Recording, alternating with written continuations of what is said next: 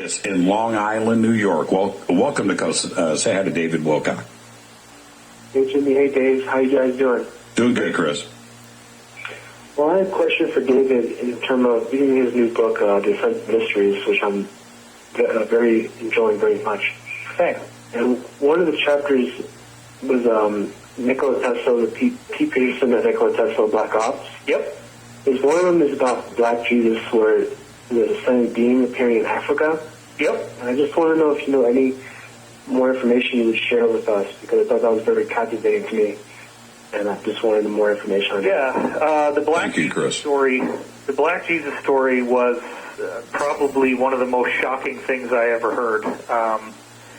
It came from my insider, Jacob, I call him that in the book, who actually was working for the Rothschilds and still does, and also is a whistleblower who doesn't really do what they want but continues to work for them because he feels like there's some very serious extraterrestrial threats to Earth and that what they're doing is very necessary to protect us. So the story goes that in the 1960s there was a black man in Africa who came in with abilities complementary to those of Jesus. And he was performing miracles. He was starting to get people to listen to what he had to say.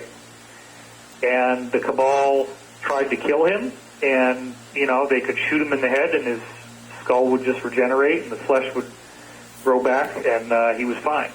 And, you know, so the crazy story that I heard, which, and remember, I was told at the time that if I disclosed this, that I would be killed.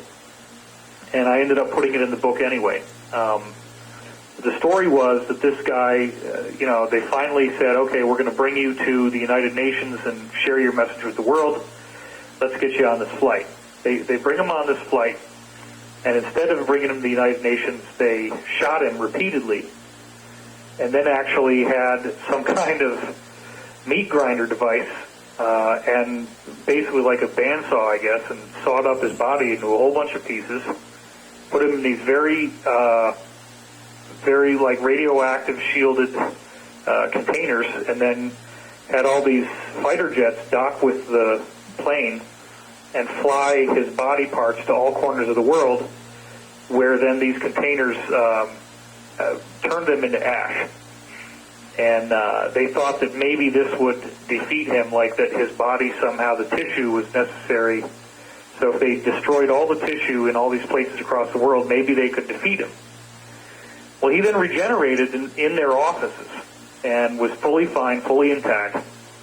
But the sad part is that he said, you know, you guys so badly do not want me to be here that I am not going to be able to do any more. You're going to get what you want, but bear in mind that in the future, many others like me will be coming, and when they do, you will not be able to stop us.